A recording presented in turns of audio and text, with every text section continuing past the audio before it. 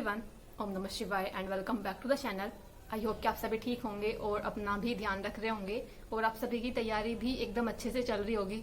तो न्यूज़ तो आप सभी को मिल ही गई होगी कि डीएलएड के फर्स्ट सेमेस्टर के और थर्ड सेमेस्टर के एग्जाम जो है एग्जाम अगस्त के लास्ट वीक में होने वाले हैं। और अगस्त के लास्ट वीक में होने का मतलब है कि 20 अगस्त के बाद कभी भी हो सकते हैं। जो बाकी के बचे हुए 10 दिन होंगे, इसमें से 3 दिन पहले जो होंगे डीएलएड फर्स्ट सेमेस्टर के एग्जाम होंगे और उसके बाद 3 दिन हमारे एग्जाम चलेंगे थर्ड सेमेस्टर वालों के। पहले फर्स्ट सेमेस्टर के होते हैं, फिर बाद में थर्ड सेमेस्टर वालों के होंगे। तो ज्यादा कुछ डिफरेंस तो है नहीं, क्योंकि 3 दिन पहले उनके चलेंगे, फिर बीच में 1-2 दिन का गैप हो सकता है। उसके बाद अगले सेमेस्टर वालों के यानी कि थर्ड सेमेस्टर वालों के एग्जाम स्टार्ट हो जाएंगे। और कहीं ना कहीं मुझे सच में बहुत ज्यादा बेकार एक चीज ये लग रही है कि इतनी जल्दी मुझे लगा नहीं था कि शायद इतनी जल्दी एग्जाम होंगे। क्योंकि अभी जो मेरे सेकंड सेमेस्टर के एग्जाम हुए थे वो अप्रैल में हुए थे, 3, 4 और 5 अप्रैल के आई थिंक मेरे एग्जाम थे। और उसके बाद जो अगला सेमेस्टर यानी कि थर्ड सेमेस्टर स्टार्ट हो रहा है वो उसका एग्जाम भी स्टार्ट हो गए हैं। मतलब अगस्त के टाइम पर कितना कम है दोनों सेमेस्टर के बीच में गैप। अगर आपको एक चीज देखना, अगर सेमेस्टर वाइज कोई भी कोर्स है अगर सेमेस्टर वाइज, तो उसमें सेमेस्टर के बीच में 6 मंथ का गैप रहता है, फिर नेक्स्ट सेमेस्टर स्टार्ट होता है। लेकिन इन्होंने क्या कर रखा है, जब मैं फर्स्ट सेमेस्टर में थी तब एग्जाम अगस्त में हुए थे, 8, 9 और 10 अगस्त में 2024 में। उसके बाद जब सेकंड सेमेस्टर में आई तब मेरे अप्रैल में एग्जाम हुए 2025 में, यानी कि 8 मंथ का लगभग यहाँ पर गैप हो गया। और उसके बाद थर्ड सेमेस्टर के जो एग्जाम हो रहा है उसमें 3-4 मंथ का गैप भी नहीं है सही से। तो एक चीज आप देखो, मतलब एक सेमेस्टर में तो इन्होंने 8 मंथ का गैप दे रखा है और दूसरे सेमेस्टर में इन्होंने इतना कम टाइम दिया है कि सही से लोग पढ़ भी नहीं पाएंगे। क्योंकि अभी अप्रैल में एग्जाम हुए और आई थिंक 20-25 दिन भी नहीं हुए होंगे जब मेरा सेकंड सेमेस्टर का रिजल्ट आया है। और उसके बाद मतलब रिजल्ट आते ही तुरंत अगले सेमेस्टर की बातें होना शुरू हो गई कि अगले जो थर्ड सेमेस्टर के एग्जाम है ये अगस्त में होंगे। और अभी तो स्क्रूटनी के फॉर्म भरे जा रहे हैं सेकंड सेमेस्टर के, 30 जुलाई तक स्क्रूटनी के फॉर्म भरे जा रहे हैं सेकंड सेमेस्टर वालों के, जिनकी बैक वगैरह लगी है या कुछ कम नंबर आए हैं, जिनको इंप्रूवमेंट के लिए देना है, तो उन लोगों के फॉर्म वगैरह भरे जा रहे हैं। और कहाँ अब नेक्स्ट सेमेस्टर की भी बातें स्टार्ट हो चुकी हैं कि अब नेक्स्ट सेमेस्टर होगा, थर्ड सेमेस्टर जो होगा।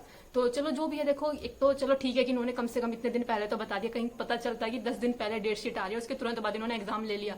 क्योंकि डीएलएड का बिल्कुल भरोसा नहीं है इनका, तब ऐसा ही करते हैं ज्यादातर ये, हमेशा एग्जाम से 10 दिन पहले अपना डेट शीट बताएंगे और तुरंत एग्जाम ले लेंगे, कुछ खैर खबर नहीं रहती। इस बार इतना बता दिया, एक बार ये भी चीज मुझे ठीक लगी कि चलो पहले बता तो दिया, नहीं तो पता चलता कि एकदम सडनली अगस्त में ले लिया। क्योंकि मुझे नहीं लग रहा था कि अगस्त में होंगे, मुझे लगा अभी तो रिजल्ट आया है, थोड़ा सा तो टाइम लगेगा। क्योंकि फिर जैसे रिजल्ट आता है तो बहुत सारी चीजें तैयार होती हैं, रिजल्ट वगैरह तैयार होता है और बाकी जो और भी बहुत सारी चीजें होती हैं। कॉलेज में फीस जाएगी, अभी टीचर्स का भी फोन आया था मेरे पास, फोन मतलब फीस देने के लिए। क्योंकि मेरा ऐसा है कि हम सेमेस्टर वाइज जमा करते हैं। कुछ जगह पर टीचर्स क्या करते हैं, स्कूल वाले क्या करते हैं कि आपके जितनी भी फीस होगी 2 साल की टोटल, मतलब 4 सेमेस्टर की जितनी भी फीस होगी वो एक ही बार में ले लेते हैं। लेकिन हमने सेमेस्टर वाइज का कर रखा है कि हर सेमेस्टर में जब आएंगे तो तभी की फीस तभी जमा कर देंगे। तो इसलिए अभी थर्ड सेमेस्टर की जमा होगी, जब फोर्थ में आएंगे तब फोर्थ की जमा हो जाएगी। तो इस तरह से चीजें चल रही हैं। और कहीं ना कहीं मुझे ये बहुत ज्यादा बेकार लगी कि इतनी जल्दी एग्जाम हो रहे हैं। क्योंकि अभी मैंने बिल्कुल अभी तक मैंने थर्ड सेमेस्टर की जो ये होती हैं, जो सीरीज है मेरी, ये खोलकर भी नहीं देखी है। अभी मैंने कुछ टाइम पहले मंगा कर रख ली थी कि कहीं ऐसा हो कि फिर बाद में ना मिल पाए, इसलिए मैंने मंगा कर रख ली थी, लेकिन पढ़ी नहीं है। देखो ऐसी की ऐसी रखी है, बिल्कुल न्यू एकदम थियरी। और इस बार ना 8 बुक्स। और मैंने एक चीज देखी है, जो सेकंड सेमेस्टर में जो सीरीज थी वो छोटी थी, यानी कि सेकंड सेमेस्टर का जो कोर्स था ना वो शायद कम था थोड़ा, थर्ड सेमेस्टर का कोर्स ज्यादा है। क्योंकि पहली और दूसरी बुक्स भी काफी बड़ी बड़ी हैं और बाकी जो हिंदी वगैरह की होती है ना ये भी थोड़ी सी बड़ी बड़ी है।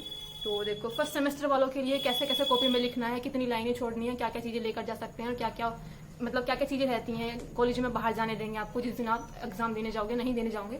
तो फर्स्ट सेमेस्टर वालों के लिए तो मैं एक दिन अलग से बिल्कुल सेपरेट वीडियो बना दूंगी, अभी टाइम एग्जाम होने में पूरा उसमें बता दूंगी कि कैसे लाइनिंग लिखनी होती है, कितनी कितनी लाइनें साइड में छोड़नी होती है और बीच में ही लिखना जरूरी है क्या, प्रश्न उत्तर संख्या बीच में लिखना जरूरी है क्या। कुछ छोटी छोटी सी चीजें जो मुझे लगेगा कि आपको बेनिफिट कर सकती हैं वो मैं आपको अलग किसी दिन दूसरी वीडियो में बता दूंगी। फिलहाल मैं थर्ड सेमेस्टर की बात करने के लिए यहाँ पर हूँ। तो थर्ड सेमेस्टर की बात करते हैं। ये रही बुक्स, और ये जो बुक्स हैं 8 हैं। अगर मैं इन सभी को मान लेती हूँ कि अगर मैं सभी बुक्स को 2 दिन भी सोचूं कि 2 दिन में मुझे कंप्लीट करनी है, तब भी 8 दूनी 16, लगभग 16 दिन तो लगेंगे ही इन बुक्स को पढ़ने में सभी को। तो यही है। और कहीं ना कहीं ऐसा नहीं है कि सिर्फ 16 दिनों में कंप्लीट हो जाएगी, क्योंकि पहली दूसरी बुक दोनों बुक्स ना ऐसी हैं जो आपने नहीं पढ़ी होंगी पहले से, मतलब जो नहीं पढ़ी होती पहले से। और उसके बाद संस्कृत भी ऐसी है जो नहीं है, एकदम नहीं पढ़ी है, मतलब पढ़ी है लेकिन फिर भी नई चीजें रहती हैं उसमें, चाहे आपने कितना भी पढ़ रखा हो। क्योंकि आपने बहुत टाइम पहले छोड़ दी होगी संस्कृत, आई थिंक 8वीं क्लास या 10वीं क्लास तक ही होती है संस्कृत, तो जितनी भी थी मतलब बहुत पहले छोड़ रखी होगी। तो इसलिए कुछ सब्जेक्ट ऐसे हैं जिनको ध्यान से पढ़ना पड़ेगा, जो 2-3 दिन में कंप्लीट नहीं होंगे। तो अभी बस ऐसा ही टारगेट है, ये सारी चीजें कंप्लीट करनी है। क्योंकि 20 अगस्त के बाद तो आप कभी भी मानकर चलोगे कभी भी हो सकते हैं एग्जाम। तो यही है। और कहीं ना कहीं मुझे एक चीज सबसे ज्यादा बेकार लगी कि अभी बिल्कुल मैं यूपीएससी की तैयारी कर रही हूँ, तो उसकी तैयारी कर रही थी मैंने। अभी इतना अच्छा खासा अपना टारगेट बनाया हुआ था और सही चल रही थी बिल्कुल पढ़ाई, मतलब मॉर्निंग के टाइम पर अपना मैथ कंप्लीट कर लिया 1-1.5 घंटे से ज्यादा, मतलब एक पूरी क्लास करनी होती थी और दिन में फिर संविधान वाला पार्ट और मूल विधि वाला पार्ट पढ़ा, शाम को जीके जीएस पढ़ा और उसके बाद एक मॉक टेस्ट लगाया। मतलब 3-4 दिन मैंने ये टारगेट फॉलो किया, बहुत अच्छे से मैं फॉलो कर पा रही थी ये। लेकिन होता है ना कि पर एकदम से नजर लग गई, तो बस ऐसा ही हुआ है, एकदम से पता चला कि डीएलएड के एग्जाम आ गए और अब तो बीच में ही छोड़ना पड़ेगा वो अपना जो टारगेट चल रहा था यूपीएसआई का, क्योंकि बहुत कम टाइम है अब डीएलएड के एग्जाम के लिए। फिर ऐसा नहीं है कि आप बिल्कुल ही नहीं पढ़ोगे डीएलएड के लिए। और कहीं ना कहीं जब आप मतलब एकदम से ऐसे तैयारी करो, स्पेशली तो भाई मैं उन लोगों से बोलना चाहूंगी जितने भी लोग कॉम्पिटेटिव एग्जाम की तैयारी कर रहे हो और जो लोग पूछते रहते हैं कि डीएलएड कर सकते हैं क्या, तो भाई अगर आप कॉम्पिटेटिव एग्जाम की तैयारी कर रहे हो तो डीएलएड तो मत ही करना। 2 साल की डीएलएड होती है, इसको करते करते करते करते 3 साल बना देते हैं, इतना लेट सेमेस्टर के एग्जाम कराते हैं। और आपने देखा मतलब एक सेमेस्टर में तो ये इतना गैप दे देंगे कि 8-9 मंथ का गैप, और अगले सेमेस्टर में 2-3 मंथ का गैप होगा। मतलब कुछ नहीं पता, कभी भी एग्जाम करा सकते हैं, बस आपको 10 दिन पहले बता देंगे कि ये आपकी डेट शीट है और इस दिन आपके एग्जाम है।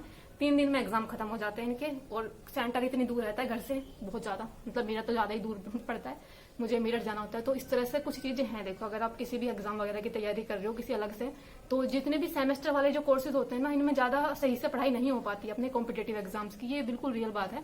अगर जो ईयरली वाले एग्जाम होते हैं ना, उसके साथ साथ आप कॉम्पिटेटिव एग्जाम की तैयारी कर सकते हो, लेकिन जो सेमेस्टर वाइज होते हैं इसके साथ डिफिकल्ट पड़ती है। और जो टीचिंग वाले कोर्स होते हैं इसमें और ज्यादा डिफिकल्ट, क्योंकि इसमें आपको 1 मंथ की टीचिंग लगेगी, वहां पढ़ाने जाना पड़ेगा।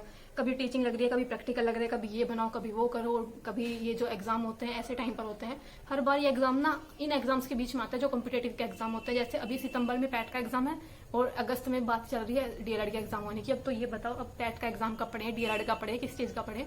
तो इसलिए अगर आप किसी भी कॉम्पिटेटिव एग्जाम की तैयारी कर रहे हो तो ध्यान से अपना जिस भी कोर्स में आप एनरोल करोगे ध्यान से करना।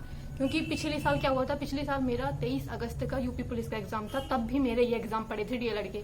तब मेरे एग्जाम थे 8, 9 और 10 अगस्त 2024 में मेरे एग्जाम थे डीएलएड के, और मेरा 23 अगस्त को पेपर था यूपी पुलिस का। तब मैं सही से नहीं पढ़ पाई। और उसके बाद एक और चीज थी कि मेरी टीचिंग भी उसी मंथ में लगी थी, अगस्त के मंथ में मेरी टीचिंग लगी थी। पता नहीं मेरी किस्मत ही खराब है क्या शायद, क्योंकि टीचिंग भी उसी मंथ में है और डीएलएड का एग्जाम भी उसी मंथ में, यूपी पुलिस का एग्जाम भी उसी मंथ में था। तो ज्यादा अच्छा नहीं हुआ था मेरा वो भी। तो यही सब चीजें मुझे बतानी थी। जितने भी डीएलएड मतलब 3rd सेमेस्टर वाले हो, अपना अच्छे से पढ़ाई करना शुरू कर देना। बिल्कुल ये मत सोचना कि हाँ अभी तो इतने दिन है अभी पढ़ लेंगे, क्योंकि इतनी भी आसान नहीं है बुक्स। आप सभी ने देखा 64% लोग पास हुए हैं, 2nd सेमेस्टर की मैं बात कर रही हूँ, सिर्फ 64% लोग पास हुए हैं। कहीं ना कहीं मेरा स्कोर 2nd सेमेस्टर में ठीक लगा मुझे, तो बस मेरे प्रैक्टिकल वगैरह में सही होते तो परसेंटेज अच्छी आ जाती, लेकिन प्रैक्टिकल में वही है, मेरे अच्छे नंबर नहीं थे। बाकी जो मतलब जो लिखित वाला जो पेपर होता है उनमें सही नंबर थे सभी में। बस सामाजिक विज्ञान में मुझे थोड़े से कम लगे थे, बाकी सभी में ठीक थे। अभी भी कोशिश करेंगे कि अपना ठीक से सारी चीजें कंप्लीट कर पाए। ये रही बुक्स, और मैंने कैसे डिवाइड किया मैं आप सभी को बता देती हूँ। जो बड़ी बड़ी बुक्स हैं, जो 50-50 नंबर के जो पेपर होते हैं, जैसे कि पहली बुक हो गई, दूसरी बुक हो गई और 5वीं बुक हो गई, यानी कि सामाजिक विज्ञान की पहली और दूसरी बुक। ये जो 3 बुक है ना, मैंने इनमें सोच रखा कि इन तीनों बुक्स को या तो मुझे एक बुक को 2 दिन में कंप्लीट करना है, 3 दिन में, मतलब मुझे करनी है ये, बस बिल्कुल पक्का है कि 2 से 3 दिन में एक बुक कंप्लीट करनी है, ये जो बड़ी वाली है। और जो छोटी छोटी बुक्स हैं, जैसे कि साइंस की हो गई, मैथ की हो गई, हिंदी की हो गई, और कंप्यूटर शायद हो जाएगा, लेकिन संस्कृत में थोड़ा टाइम लग सकता है, इनको 1-1 दिन में कंप्लीट करना है, तब जाकर हम इसको एग्जाम टाइम तक कंप्लीट कर पाएंगे। ये मैंने टारगेट रखा है अपना पूरा, कि अपन जो बड़ी बड़ी बुक्स हैं, जो 50-50 नंबर के पेपर हैं, इनको 2 से 3 दिन में एक बुक कंप्लीट कर लेनी है। बाकी जो छोटी छोटी से बुक्स हैं, जैसे साइंस वगैरह की है, मैथ की है, ये ज्यादा बड़ी बड़ी नहीं रहती, एक दिन में आराम से पढ़ लेते हैं, तो ये हो जाएंगी। तो इस तरह से चीजें बनाई है। और कहीं ना कहीं आप भी ऐसे ही टारगेट बना लेना, जो भी जितने भी लोग 3rd सेमेस्टर में है, अपना पूरा डिवाइड करके चलना, बहुत टाइम नहीं है अब। तो यही सब चीजें हैं। और बाकी जो अदर मैं तैयारी कर रही थी अभी यूपीएसआई की, वो भी फिलहाल बंद कर दिया, अभी इन पर ही ध्यान दूंगी।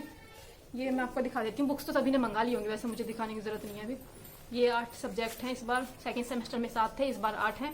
और कंप्यूटर फिर से आ गया, आप सभी को बता दूं, आप सभी की मतलब संस्कृत थोड़ी डिफिकल्ट होती है, संस्कृत भी फिर से आ चुकी है। मुझे कहीं ना कहीं संस्कृत से आसान मुझे इंग्लिश लगी थी, जबकि मेरे नंबर दोनों में ऐसे ही आए हैं, संस्कृत में भी 18 थे शायद और इंग्लिश में भी 18 या 19 थे, तो डिफरेंस कुछ नहीं आया नंबरों में। लेकिन हाँ, पढ़ने में जो बात करूँ तो वो मुझे इंग्लिश आसान लगी थी, संस्कृत ज्यादा डिफिकल्ट लगी थी।